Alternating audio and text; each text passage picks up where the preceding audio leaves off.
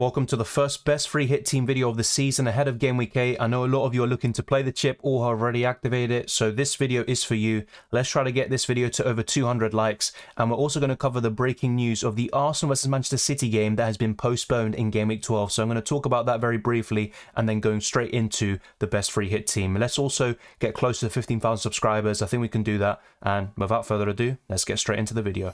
Arsenal was supposed to play PSV tomorrow, actually, at the time of this recording, so the 15th of September, but that game was postponed due to the passing of Queen Elizabeth II, and now they have to find a kind of free midweek, and there pretty much isn't any, and the Europa League games and the Champions League games all have to be played by the end of the year, so they had to make a compromise, and they have decided to take out the Game Week 12 fixture between Arsenal and Manchester City and put the Arsenal versus PSV Eindhoven game there. So that's why there's going to be a blank for Arsenal and Manchester City in Game Week 12, because Arsenal will be playing PSV, Man City will have extra rest, you could say. So that is very interesting news, especially on the wild card, because a lot of us are considering 2 or 3 Man City players, maybe 1 Arsenal player, Martinelli. So we have to try to navigate Game Week 12 and think about this when we wildcard in Game Week 9, or if we're wildcarding right now. So that's something I'm also going to be thinking about. Check out my team selection video and you will see my plans. It's either a -4 hit or a wildcard this week, and this news will also have a further impact on my plans going forward. But that is the news that needs to be covered. A Game Week 12 blank for Arsenal and Manchester City, so a bit further ahead. Now let's jump straight into the Game Week 8 best free hit team. Let's keep it short and sweet. Nick Pope is going to be the goalkeeper, and Iverson is in here to save that 0.1 million extra over Ward. You don't need a second goalkeeper or backup because Nick Pope is going to play in Game Week 8. Hopefully I haven't jinxed it there. And this is the goalkeeper pairing for you. It's, cost effective, doesn't cost too much money, and Nick Pope will do a good job, you would believe, against Bournemouth. A good chance of a clean sheet, and on top of that, he can get saves and bonus points. So Nick Pope is in here, and now let's look at the defenders. I've opted for 2 4 million defenders, with Nico Williams being 4.1, and you could consider Patterson as well, who is facing off Emerson in that Everton versus West Ham game, but they would all be sitting on your bench. The 3 defenders you want to start are Perisic, Cancelo and Trippier, and if you can't afford it, you could consider the likes of Emerson Royal or Eric Dyer instead of Perisic, and also a second Manchester City defender if you decide not to go for De Bruyne or Haaland, which, to be honest, I would recommend going for them this week. But Sergio Gomez could continue to start. Walker hasn't been training so far, and let's see if that situation continues. And there's obviously Ruben Dias, who is nailed on, and he's got a bit of attacking threat, and he's also decent for the bonus points when City win narrowly and they keep a clean sheet. So that is my opinion of the best defence this week. I wouldn't go for Luca Dean. I just don't trust Aston Villa enough. I think double Newcastle defence looks pretty good, with Trippier and Pope having the possibility of bonus points and also attacking returns for Trippier and save points for Nick Pope. On a free hit, I would go for this midfield. Martinelli is the best option at his price and below this week, and by some distance. Bailey is arguably the best 4.7 million midfielder and below, even over the likes of Andreas Pereira, and I think it's between those 2 for a starting spot in your team, so it's completely up to you.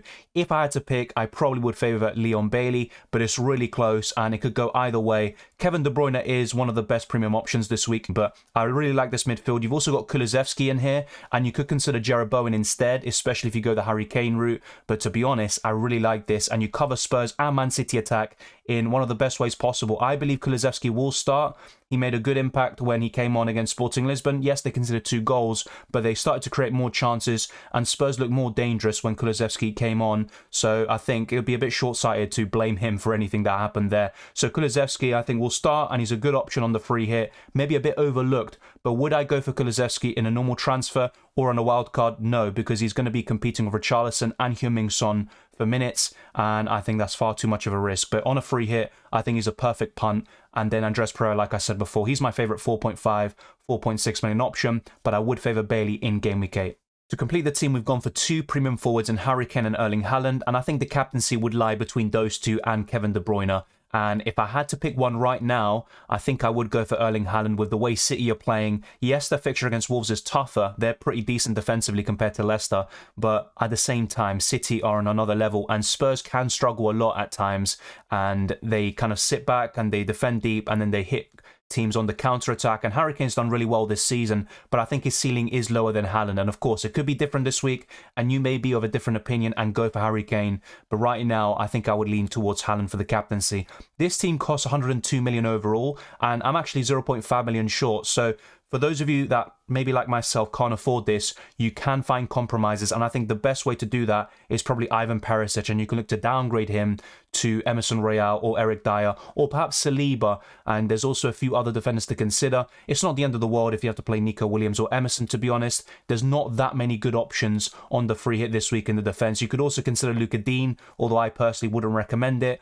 And there's also a few other things you could do here and there to find the extra millions, such as Leon Bailey down to a 4.5 million midfielder like Reed, and you can start Andres Pereira instead. So let me know what you would do with this best free hit team, who you would start, and your captaincy choices, and what is your team value looking like. I don't think it's that important, but it does help, of course, to build the best team possible. But don't just chase team value and make early transfers. I mean, if you look at last week, if you did early transfers, you would have probably been in a very precarious situation. Just to provide you a visualization of the team, I've used the website FPL.team, so be sure to check that out. Nick Pope would be in goal, with Cancelo, Trippier and Perisic completing the defensive line. Then you've got De Bruyne, Bailey, Kulusevski and Martinelli in the midfield, with Haaland, Mitrovic and Harry Kane up front. And the captaincy for me would lie between Haaland and Harry Kane, but Kevin De Bruyne could be a great differential captaincy this week. And on the bench, you've got, well, Ward, it could be Iverson, it just depends on your budget, that doesn't really matter. Then you've got Andreas, Emerson and Nico Williams completing the bench. So I think this looks pretty good,